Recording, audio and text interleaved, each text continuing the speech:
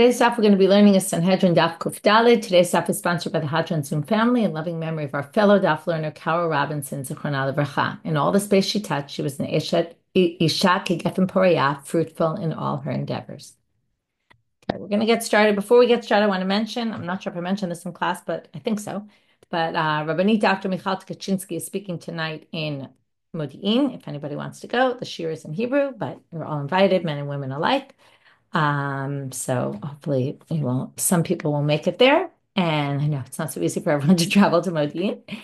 And the Siyum registration is up. Our Siyum will be next Wednesday. So looking forward to seeing you all there. That will be on Zoom and it will take place in Ranana for those who want to. Oh, actually, no, the one in Ranana is on Tuesday in Hebrew and the one on Zoom will be on Wednesday in English. Okay.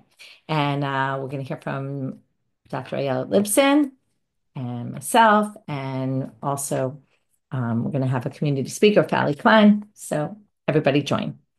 It's something good to distract you from all the Pesach preparations. We're going to get started now at the bottom of our daf. So we ended the shiur with Micah, and we talked about Micah. We're trying to figure out who's in, who's out. Okay, today we're going to have more discussions about who's in, who's out, why are these people on the list, and we're finally going to get to the question of, I'm sure you've been wondering, who created this list? Who decided who gets a place in the world to come? And how do we know? And I mean, we won't really find out how we know, but we will talk about it toward the end of the daf about who decided on this list. So we're going to get started with Micah. We started with Micah yesterday. Really, we're going to get off of Micah, but we're going to start with that, which is Micah built this pasel, very similar to Yeravam, caused people to sin and follow, worship idols. So now the question becomes, why did he get a share in the world to come if he was doing things like Yeravam? So we explained, that's because he did something good. What did he do? He invited people in his house to eat. Okay, so now we talk about the importance of inviting people into your house to eat or just giving people food. So Amar Rabbi Yochanan mishum Rabbi Yosi ben Kisma. גדולה לגימה שהרחיקה שתי משפחות מישראל, שנאמר על דבר שלא קידמו אתכם בלחם ובמים. If you remember, Amon and Moab did not give us food when we were trying to pass through. We were trying to pass through to go to war with someone else, and they wouldn't let us in their land. They were relatives of ours because they came from Lot, right? Lot's daughters, remember? And then they have Amon and Moab. And we can't marry them because of that. Okay, let's keep going. That was Rabbi Yochanan mishum Rabbi Yosi ben Kisma. Now Rabbi Yochanan himself says, Rabbi Yochanan Didamar, he himself said, it does all sorts of things, okay? Basically, bringing guests or offering people food, miracheket et akrovim, it distances people who are close, which we just saw why. Mikarevet et harichokim, brings people who are far to be closer.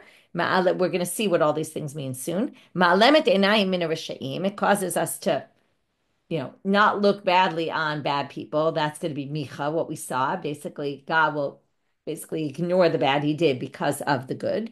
Mashresh Shechina Nevi'ah Baal, the Shechina will rest on prophets of the Baal, meaning on false prophets.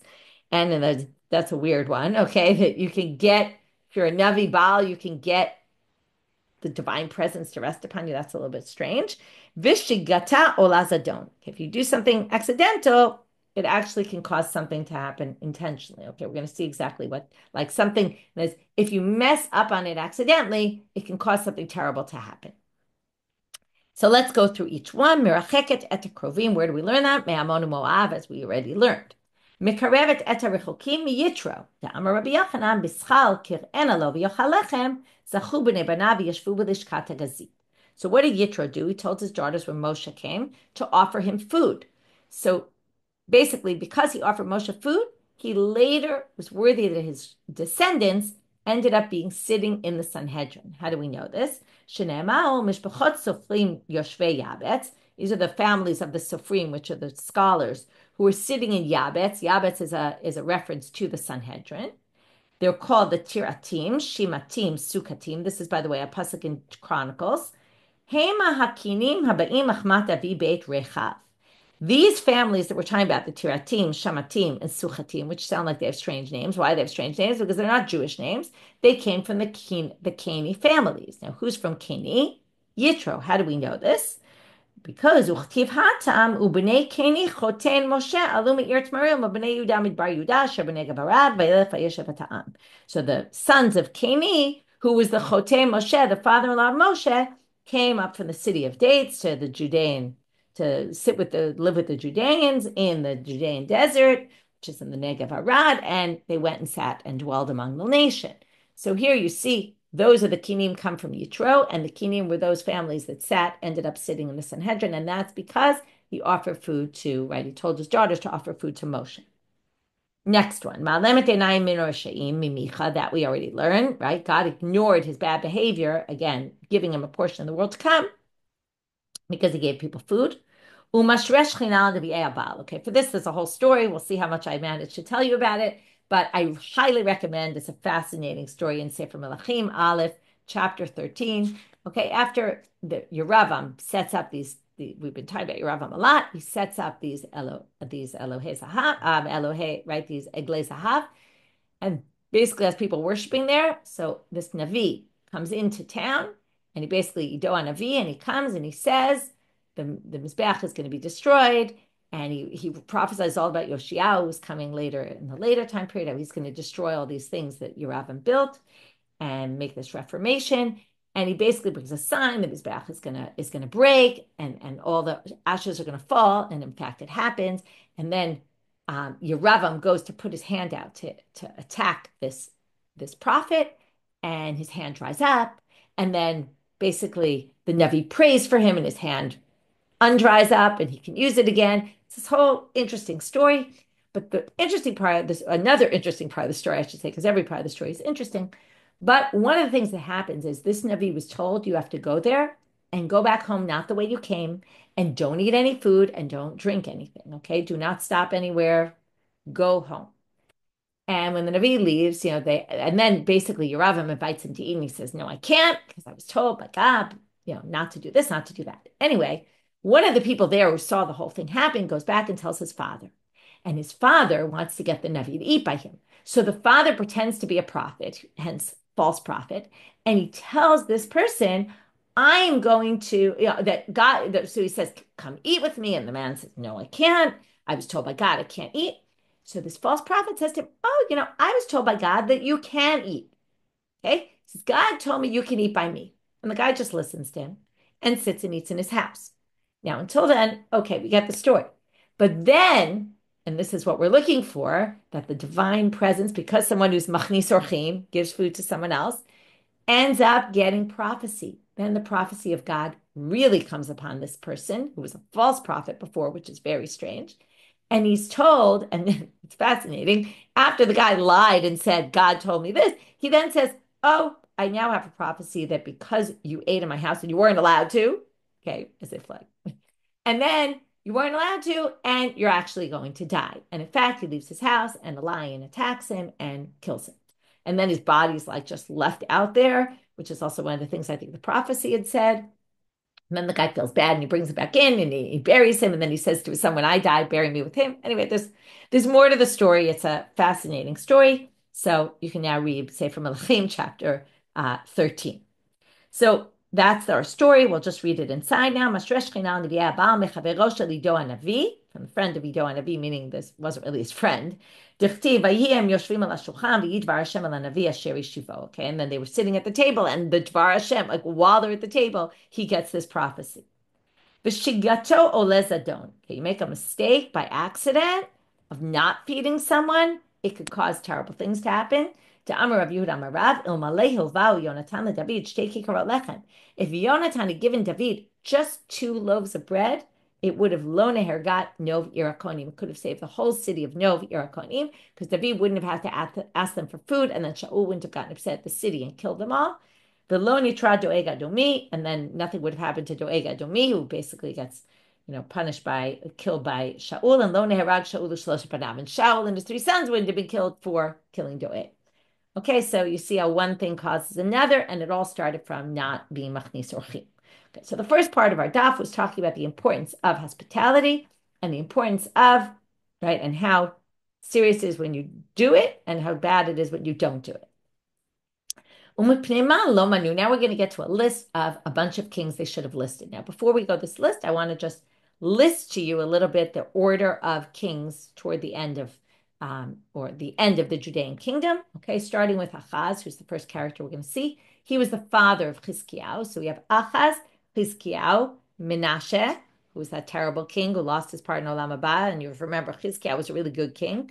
Okay, then Amon, who's also terrible like Menashe. Yoshiyahu, who does this whole reformation. It's a good king. Then we have Yehoachaz, Yehoyakim, Yehoyachin, and Chizkiyahu. If you remember, Yehoyachin is when they have the first galut, where they take all the prominent people to Babylonia, and then Chizkiyahu is when the destruction. So now we want to know why Achaz, Amon, and Yehoyakim are not on the list, because they were also listed as very bad kings. So why Mipnei ma lo manu et Achaz? Amar Rabbi Yirmiyah bar Amma mipnei shemutal ben shnei tzadikim ben Yotam leChizkiyahu. Okay, I didn't mention Yotam. That was the father of Achaz. Yotam and Chizkiyahu were both good kings, and on account of that, that protected basically Achaz from not going in, so right, going into not losing his part in Olam Haba, because he had a good king before and a good king after, and was both his father and his son were good, so that protected him. Rav Yosef Amar mipnei shahayalo boshet panim Yeshayahu. Rav Yosef said no, it was a different reason. He was embarrassed of Yeshayahu. Why was he embarrassed of Yeshayahu? Yeshayahu was the prophet and was prophesizing all the things, that were going to happen and against things he was doing. But now, if you're not embarrassed, that goes back to what we talked about. These other kings didn't intentionally knew they were doing it, and they didn't care. They were very happy to be rebelling publicly against God. But he was embarrassed about his actions, Achaz. And how do we know he was embarrassed? Because he hid himself from Yeshayahu. How do we know he hid himself from Yeshayahu? It doesn't really say that explicitly. But we're going to learn it from Sukkim, Shneimar, Vayomer Hashem Yoshua, Tzei na likrat Achaz, go out to Achaz, Ata ushar Yashuv benecha, you and Shar Yashuv, your son, El ktsei ta'alat habrecha. So Yeshayahu is basically telling him, go out to find Achaz and his son. Where are you going to find him? El ktsei ta'alat habrecha el Yonah, at the edge of this pool, upper pool, El Masilat Sde Koves, by the path of the Sde Koves. Now, Koves is a launderer. I think part of the issue here is why on earth would the king be in a laundry area, right? The king doesn't do his own laundry. My Koves, and we don't really know of a place called Sde Koves. So what is this Koves? Two different interpretations, but each one basically is going to reference here some way that Achaz was hiding from Yeshayahu. Okay, why is he told exactly where he is? Because when Yeshayahu would pass, he would hide his face. Kavshinu, koves, they do a play on words. The sin turns to the samach of koves turns to a sin, which turns to a shin. And kavshinu is he hid his face. Right? That in the world of Dorshot, that's all allowed. V'ika de'amre, some people say, uchle dekatzre sachaf areshe v'chalaf. That it really comes from koves, a launderer's bowl or utensil that they would use for washing, which we've seen before, he put over his face so that Yeshayahu couldn't see him. So either which way, he's hiding himself from Yeshayahu. Because he was embarrassed, that shows that he was basically embarrassed by what he did, and that got him a share in the world to come. What about Amon? Mipnei kvodo shel Yoshiyahu. Out of respect for, or out of the good that Yoshiyahu, his son, did. So now they say, okay, well, if you're going to connect people to the people, right, to their sons, and say, oh, his son was good, so on account of that, he gets in. Menashe nami lo nimne. Why don't we say Menashe shouldn't be there? Mipnei kvodo shel Chizkiyahu, because of his father. In other words, father, son, either which way, right? We saw before that Achaz was surrounded by father and son that were good, right? So here, if you're going to say it's b'zchut his son, you should say it's b'zchut his father. What's the difference? So they say no, because bra mezake abba, abba lo mezake bra. Son can allow the father to get his portion in Olam Haba. Why is that? Because the son is often a product of the father. So if the father managed to produce a good son, that must be a good sign for the father. But a father does not zoche his son. It doesn't work like that, even though we know there's something called zchut avot, and I often have this zchut avot. But I guess the point is if the son is so bad, zchut avot doesn't help. Okay? So you can't have a father help the son, but you can have the son help the father, because again, the son is more a reflection on the father. Dichtiv, how do we know this? The Emi Adim Atzil, the darshan is pasuk. Okay, that this is in God says, Ani erpa ve'ein matzil miyadi. Okay, there's no one who could be saved from my hand. What does that mean? Well, they darshan it to mean Ein Avraham matzilit Yishmael ve'ein Yitzchak matzilit Esav. Right? Notice here's a proof. Avram and all the schut avod of Avram that we're always using, well, it doesn't work for Yishmael, and Yitzchak's schut didn't work for Esav because it's it, right? You see that a father can't help a son. Only a son can help shed, kind of light up the father and give the father schuyot that they won't get into olam, that they'll get a share in olam haba. Hashidati lahachi. Well, once you just explained this, now we have a better answer for Achaz, the previous question. Achaz nami lo imne mishum kvodo shel Chizkiyahu. He also had a good son. So on the count of Chizkiyahu, we can say that's why Achaz didn't lose his share. And now we get a third answer for why Achaz wasn't in the bad list. Mipnei ma lo manu et Yehoyakim. This is a story we saw. I think it says Pei Bet. I didn't remember what daf, but yeah, the Masorah Shas says it was on Pei Bet. It seemed like it was more recently, but it wasn't. The Amar Rabbi Chia bar Avuya, what we're going to basically say, okay, Mishum de Rabbi Chia bar Avuya, because Amar Rabbi Chia bar Avuya, we're going to basically say the it's going to be that he suffered already a lot of suffering, and on account of that suffering, he was atoned for. Okay, that's what we see lots of times because someone, and this is going to be suffering after death. Okay, we're going to see the humiliation he suffers after death is going to basically atone for him and allow him to get a portion in the world to come. To Amar Rabbi Chia bar Avuya, as he said, K'tiva gulgul toshel Yehoyakim zot va'od acheret. Remember, it says on his skull, this and another. Skeno de Rabbi Preda, so the grandfather of Rabbi Preda, Eshkach gulgal tadav v'shad b'sharei Yerushalayim. He sees a skull on the street in the gates of Jerusalem. Uktiva, and it says on the skull, zot va'od acheret, right? This and another. Kavara, he buries it. V'lo ikavra, but it didn't work. Right? It comes out of the grave. Kavra, he does it again. V'lo ikavra, it doesn't stay in the grave. Right? He thought the first time maybe it was a fluke, but then it happened the second time and he realized what's going on. Amar Gulgal Tosha Yehoyakimi. This must be the skull of Yehoyakim. How do I know? Dechtivbe. Furat Chamor Yikaver will be buried like a donkey. Schova Shlech will just be right strewn on the ground. He won't be buried in the ground. Amar, but he said this isn't appropriate. Malkahu v'lo ikasher l'zilzule ba, right? It's not appropriate to disgrace the skull of a king. Karcha b'shirai v'otvei v'sifta, so he wraps it in a silk cloth, and he puts it on the threshold of his house. Chazi teldebitu, his wife sees this. Savraha de'itata kamaita, but she thinks this is his first wife. Now, if you remember in the previous version, what happened? She tells her friends, and her friend said that must be his first wife. This time, in this version of the story, she figures it out herself that it's the first wife. I mean, obviously not figured it out. She just guesses that it's his first wife. Why his first wife? Tahalo kamanashela, because he doesn't want to forget her, and that's why he leaves her skull there. Shagra tanura ukalta, so she throws it into the oven and burns it, and that's why Hainu dachtiv zot v'od acheret, that his skull was disgraced first by being just rolling around on the streets of Jerusalem, and then basically being burned in an oven. And on account of all that, he gets his portion in Olam Haba because he suffered so much. Again, it's weird. It's not really suffering, but it's suffering disgrace after death. And on account of that, he gets into the world to come. So two sections so far. First about importance of hospitality. Then why did these three kings not make it in? Now we're going to go back to the issue of hospitality and show that sometimes it's actually a bad thing and can even cause the destruction of the temple. And then from there, we're going to spend most of the rest of the daf darshaning psukim about the destruction of the temple from Eicha. Okay? It's going to be the majority of our daf. And then we're going to get back to, number one, who decided who's in, who's out. And then we're going to get to some people who thought that really actually all, or maybe almost all these people did have a section in the world to come. So that's how we're going to end. So let's go. Tanya. Amar Rabbi Shimon ben Elazar. B'shvil hatov be'einav asiti ma'ot. And b'shvil ma'ot nochrim achlu al shulchano. B'shvil nochrim achlu al shulchano garam galut lebanav. Okay, let's try to explain this. Okay, I read it pretty quickly, but I wanted to sort of get to the end. Now, we're going to have a whole slew of events that happen with Chizkiyahu, that one causes the other causes the other, the other causes the other, which leads to the destruction of the temple. Chizkiyahu was sick, and Yeshayahu tells him he's going to die. And Chizkiyahu decides, I'm going to pray to God, and he prays to God. But the problem is when he prays to God, and basically prays to God, and he gets healed.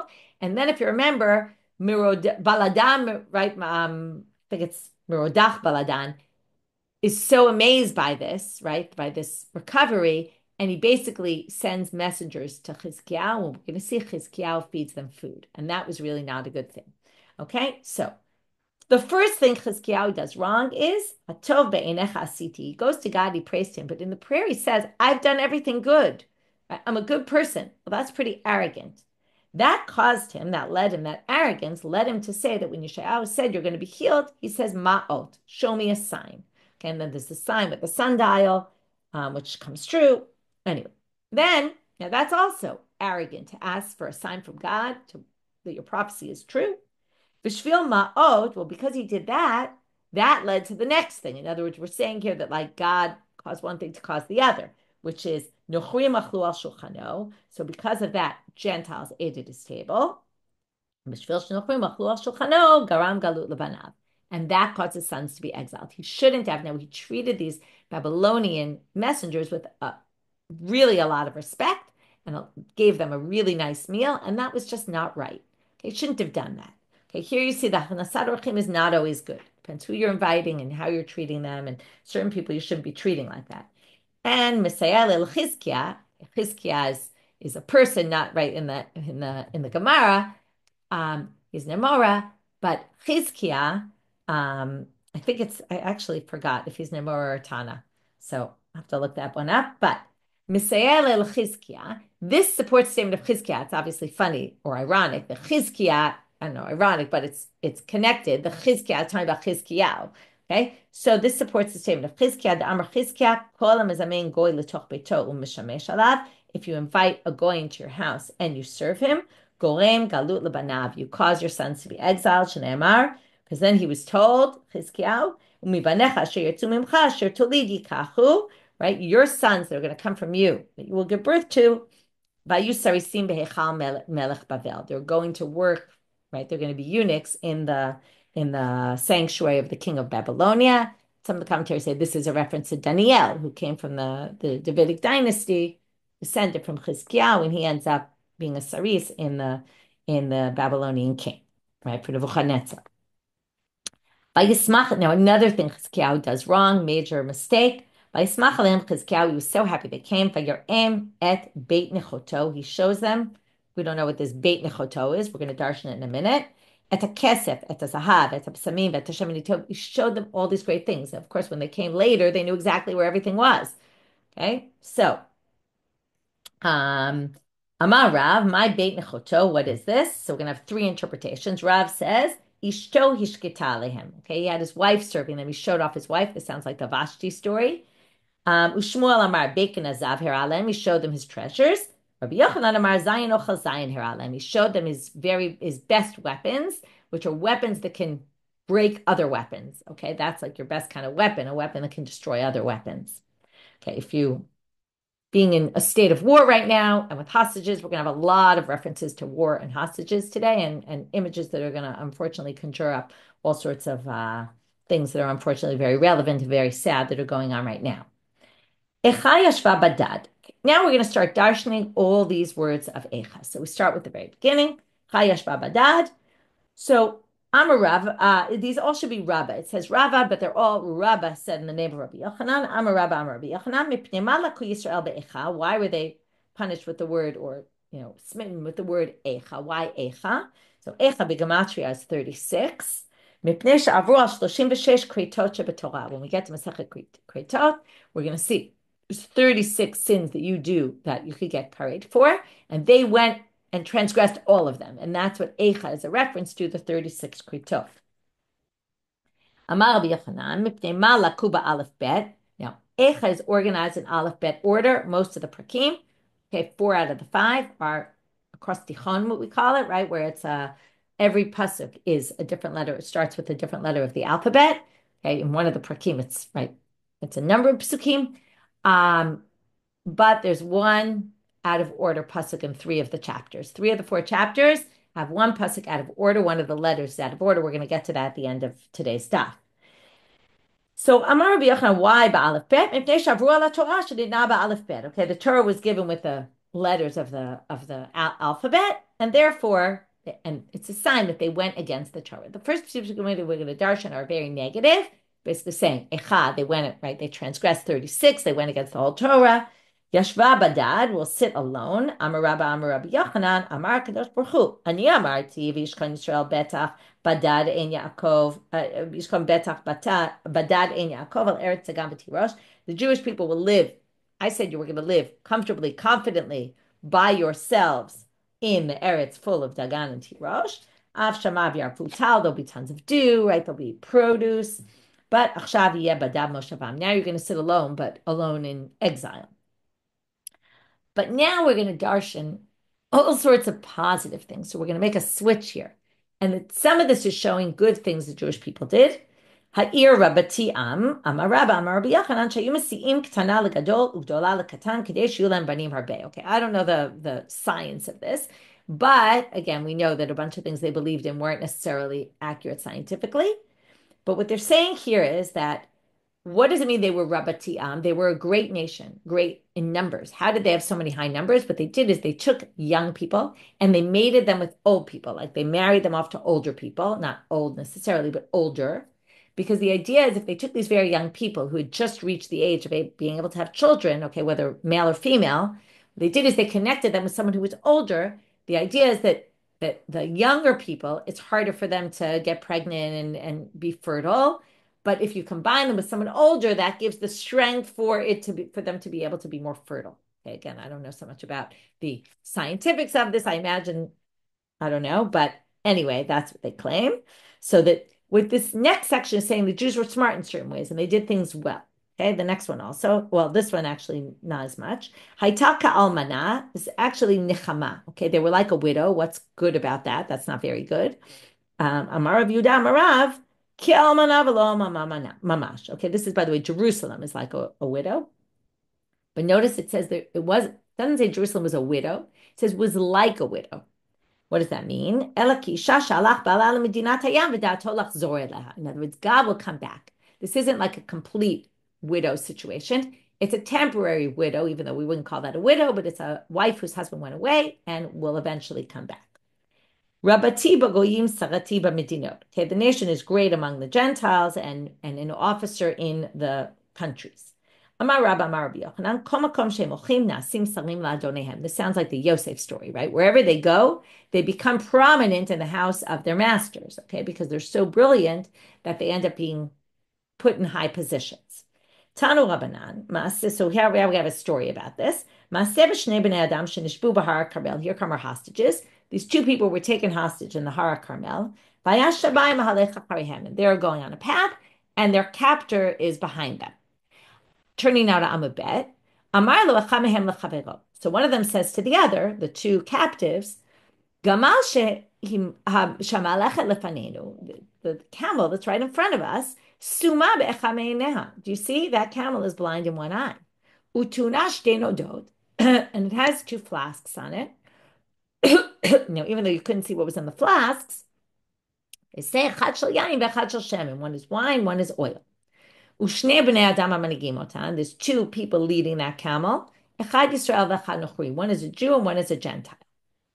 Amar lahen shabai, if you stubborn nation, that was just a derogatory statement. I don't think that's really connected here. How on earth do you know what you're saying? Amrulo, because right, these are things you couldn't possibly tell, right? They're walking behind the camel, they can't see the camel's eyes, they can't see that the camel's blind. Amrulo, gamal me'asavim shalafaneha, mitzad sheroa ochelet, mitzad she'eno roa eno ochelet. They said, look at the camel. The camel normally will turn to one side and eat, and turn to the other side and eat the grass. But this camel is only going one direction because the camel doesn't see out the other eye, so it doesn't see there's grass there. So we see the camel eating only from one side, so we know the camel's blind in one eye. Well, what happens is the flask wasn't covered, so some keeps spilling out as the camel moves. So the wine spills out and gets absorbed in the ground. And the oil spills out, but is still on the ground because the oil doesn't get absorbed in the ground. How do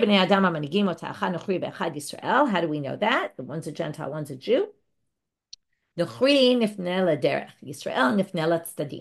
they need to urinate, the Gentile does it right there, and the Jew does it on the side. Okay, so you see they have an issue of tzniut, and that's in a Jew and not in a Gentile.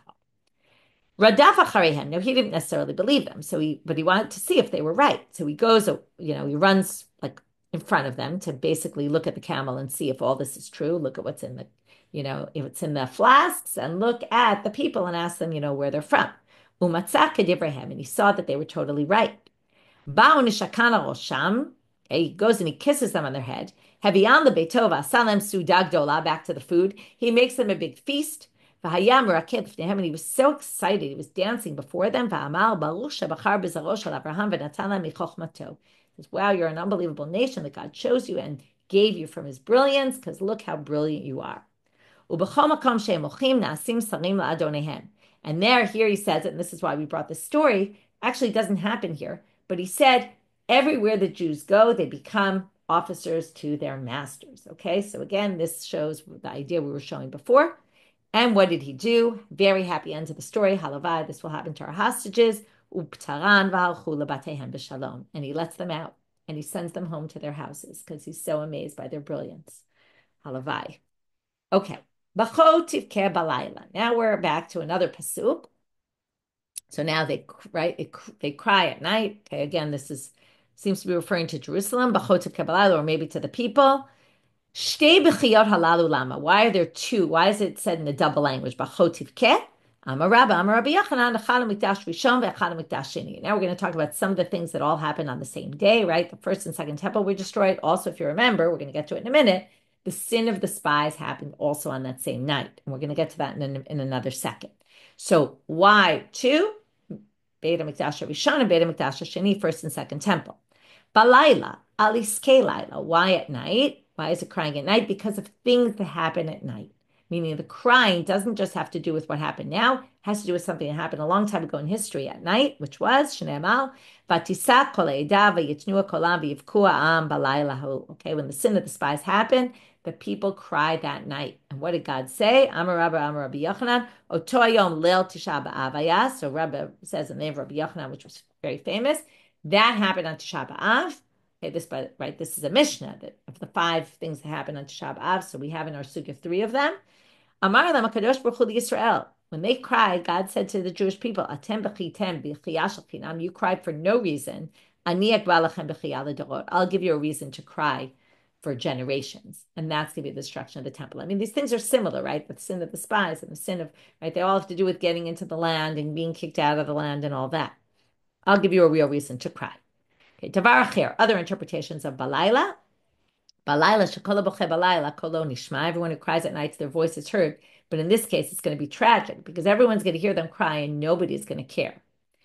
Davar Acher, Balayla, shekola boche balayla, kochavim umazalot bochim imo.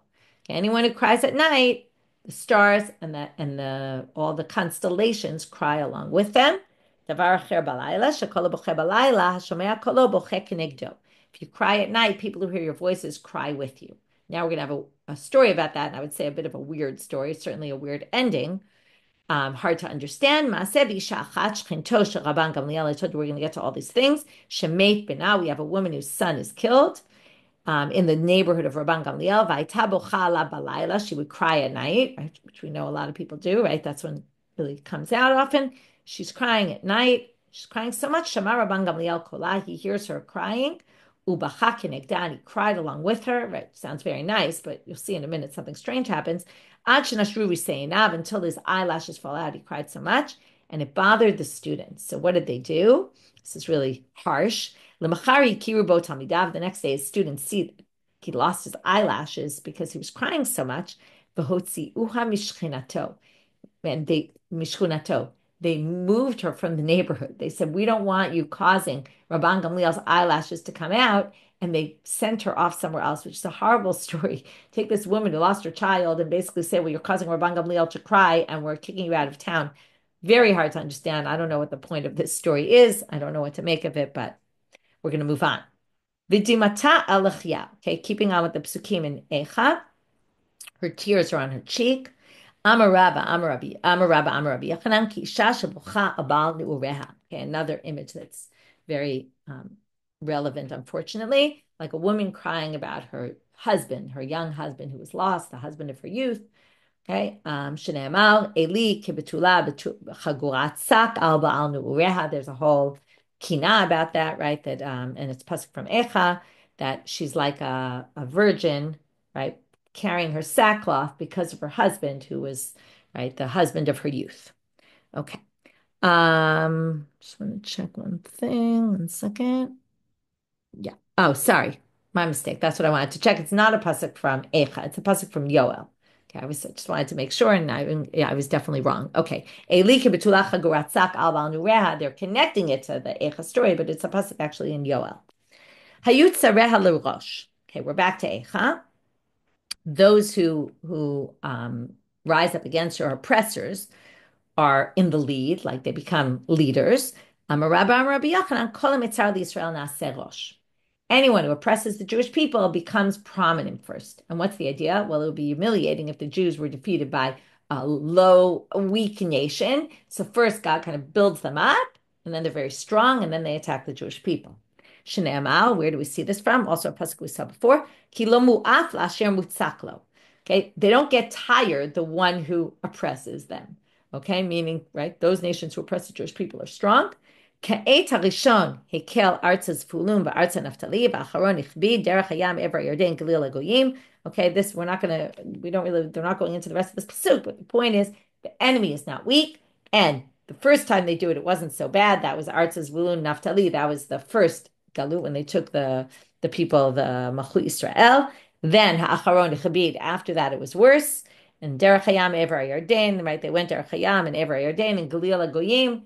Right, that some people say this actually means it's the third time they're going to destroy the Jewish people.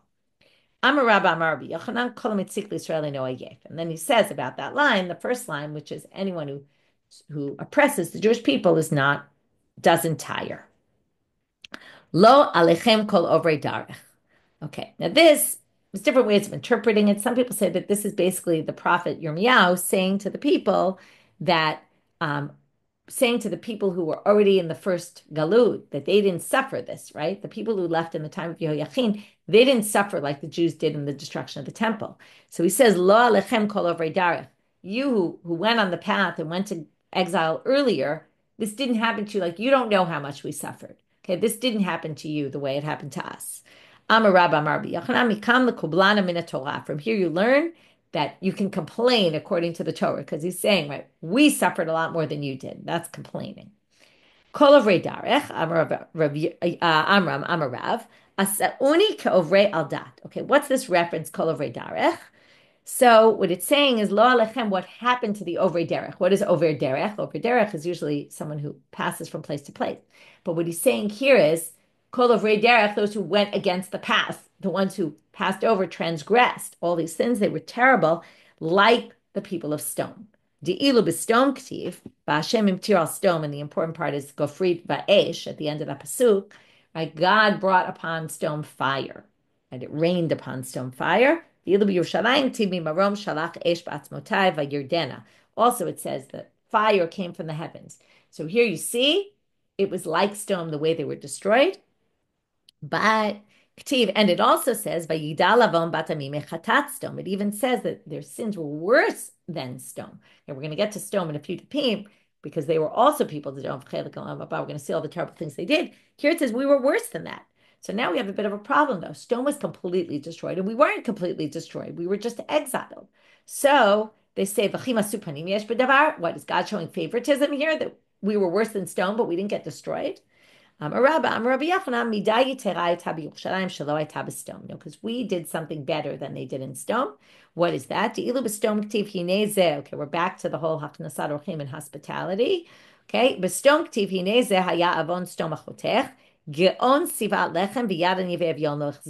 they had everything they needed, and yet they still didn't give anything to poor people. But okay, the nashim who were rachmaniyot. Okay, now can't be rachmaniyot if you cook your child.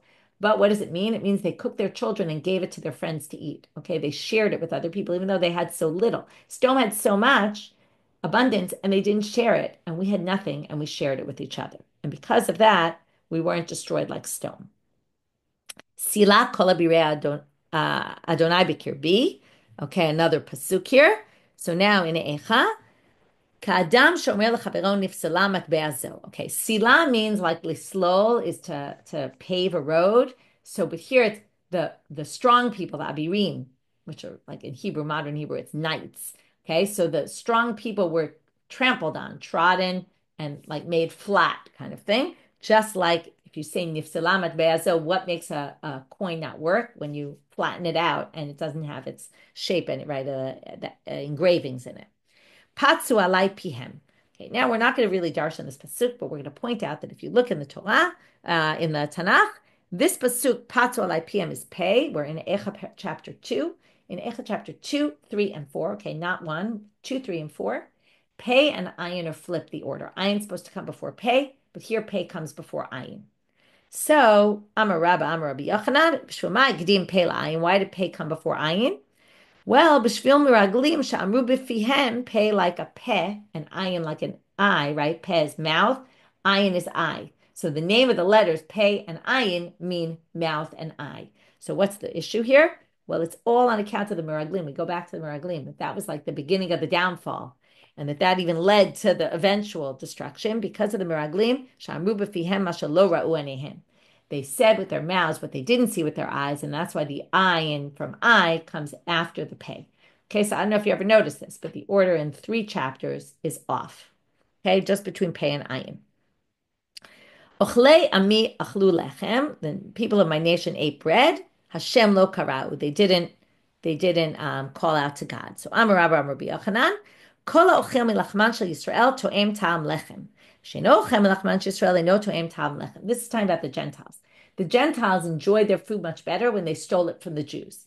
That's what they're talking about here, about ochlei ami ochlu lachem. Those who ate my nation ate bread. Okay, meaning they enjoyed their bread when they ate it from my nation. And what was the reason for this suffering? Hashem lo karau, because they didn't call out to God. Who didn't call out to God? So Hashem lo karau. Rav amar elu hadayanim, ushmuel amar elu melamdei tinokot. Again, who should have called? The leaders. Who are the leaders? Either the judges or the teachers. Okay, Rav and Shmuel have a difference of opinion about who's more important, I guess. Okay, finally we get to the question, mi mina'an. You ready for the answer? Who decided who has a portion in Olam Haba and who doesn't, right? Who's the one who made these lists, basically? Amar Rav Ashi, anshei kneset hagedola mina'un. It was the anshei kneset hagedola, who the first of the anshei kneset hagedola were the last of the prophets. So it makes sense that there was a little prophecy in here, right? Otherwise, how on earth will we know who has a portion and who doesn't have a portion? Amar Rav Yehuda Amar Rav, bikshu od limnot echad. When they were adding the 3 kings, they wanted to have 4 kings, which actually would have worked nicely. 4 kings and 4 non-kings, right? Because there's the 4 hadotot. They wanted to add another. Who did they want to add? Shlomo HaMelech. Because remember, Shlomo goes really bad at the end of his life. So what happened? Well, there's going to be a bunch of stages here. His father's image comes before them, David HaMelech, and says, don't do that. Don't put my son in, no portion in the world to come. They ignored him. Okay, there were all these signs that came. Fire came down from the heavens and burned their benches. They ignored it. A heavenly voice comes down and quotes this pasuk. Did you see a person so fast in his work? Before kings he should be standing. This, by the way, a pasuk of Mishlei, which is attributed to Shlomo. And he shouldn't stand before dark people, meaning you can't put him in Gehenom. Okay, so now they say, how do we explain this pasuk? Mishe gdim beiti lebeito. First, Shlomo built my house, God says, this heavenly voice. First, he built my house, the Beit HaMikdash, and then he built his own house. He was so quick in his work that he built my house in 7 years and his own house in 13. Again, don't let him dwell in hell. They still ignored it. However, eventually, Yatsa bat kol v'amra, hameimcha, this is a pasuk from Eov, hameimcha yishalmena, ki ma'asta, ki ata tivchar v'lo ani. This is basically, are you the ones who are going to decide? In other words, who gave you permission to decide who's in and out? It's God who decides. Ki ata tivchar v'lo ani, you're going to choose and not me. I make the decisions, not you. And that shut them up, and basically they let Shlomo in. okay, or at least kept him on their list. Okay, by the way, I forgot to tell you this. Ochle ami achlu lechem Hashem lo karau, by the way, is a pasuk from Tehillim. It's not anymore from Eicha. We're done with the Eicha psukim. And now we're going to just end with dorshei reshumot hayu omrim, ulam ba'im lo olam haba. We're going to stop here. But the people who darshan psukim said that everyone gets into the world to come, although Rashi says except Bilam, okay? But all these 7 people that were listed actually all have a place in the world to come, other than perhaps Bilam, as Rashi says. But we're going to prove that from this pasuk, which we're going to get to tomorrow. So we started with the issue of hospitality and how critical it is for those who did it and didn't do it. You see all these effects of it. Why didn't they add Achaz, Amon, and Yehoyakim? Sometimes it's a bad thing. That's Chizkiyahu, who invited all these Gentiles and treated them with such respect, which was not appropriate. And that caused the destruction. Even though Chizkiyahu was a good king, you see that his actions also caused the destruction. From that, we got to all these psukim darshaning the destruction. And from that, we ended with who decided who's in, who's out, and how Shlomo was really maybe not going to make, not going to make it into Olam Haba. But in the end, God goes out and says, no, I'm the one who decides, not you.